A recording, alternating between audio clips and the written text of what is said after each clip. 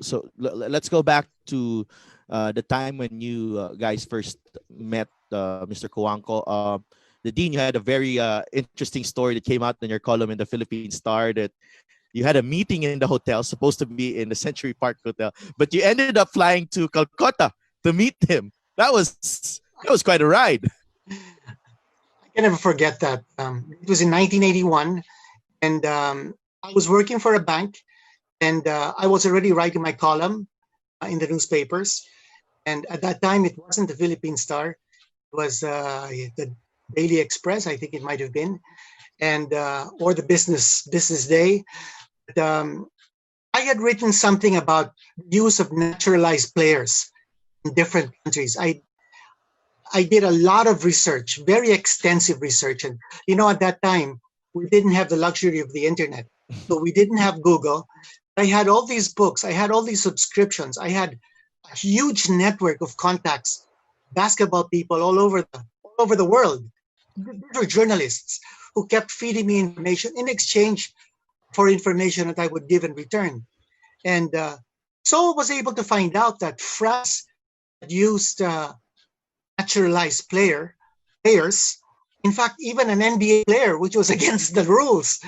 And then I found out that Spain was using naturalized players in 1980 in the Moscow Olympics. They had 3 naturalized players. Who was the limit? The FIBA would grant exception to what we called marginal cases. These were cases of foreigners who had established some kind of residence, who had received their naturalization papers through some kind of government decree. So I had written a lot about that, and so got a call one day from Dr. Fernando Carrascoso, who was working for Mr. Cojuangco in his sports program. And call came through the bank where I was working. When I picked up the phone, Dr. Carrascoso said, "Are you Mr. Henson?" I said, "Yes, I am." And then he said, "Well, I work for Mr. Danding Cojuangco, and he would like to meet you." And then I said, never in my wildest dreams I imagined that he would call me. So I said, my first reaction, "Hi, what have I done?" I said, and then, "Oh, you had written something in your column, and I'd like to be able to discuss that thing with you." And I said, "Well, it would be my honor and my privilege, my pleasure, to be able to meet someone like him." So we arranged for a meeting that very night. The call came in the morning, in the early afternoon. He said, "Well, meet me at the Century Park Sheraton at night." Well, I actually said that I had a family gathering at the Century Park Sheraton. So he said, "Well, I will meet you at Century Park Sheraton. Then we will arrange the meeting with Mr. Cojuangco then." I said, "Okay." So after my family gathering, which was a dinner at Century Park, I went to the lobby. I had never met Dr. Carrascoso. So I didn't know whom I was looking for. He had seen me maybe in the newspapers. So this man walked up to me and said, "Quinito." I said, "Yes." I said, "You must be Dr. Carrascoso." "Well, yes. When are we going to meet Mr. Cojuangco? Is it tonight? Is he here?" Then he said, "No, unfortunately, Mr. Cojuangco already left." "Oh, where did he go?"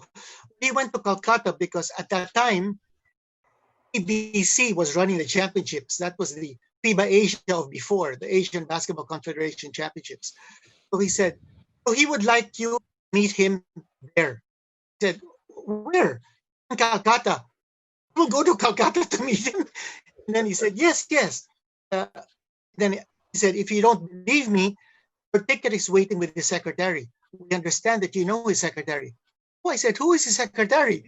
And then he said, "Well, her name is Alice Alvarez." I remember Alice because I went to AIM for my master's. She was a secretary of one of our professors. And she remembers me very well because I think I taught the class of her professor, that professor whom she was working with. So apparently I found out later that Mr. Cojuangco was reading the newspapers at lunchtime and said, "Sino itong Joaquin Henson na to? Sino may kilala nito?" And the secretary was passing by while he was having lunch and said, "Hi, sir, I know him. I know that he's working in a bank. Get in touch with him. I want to talk to him." So anyway, to make a long story short, I flew to Calcutta. I met him there. As soon as I checked in, I told Dr. Rascoso, who met me at the airport, I told him, I think I should meet Mr. Cojuangco and say thank you for flying me to Kolkata.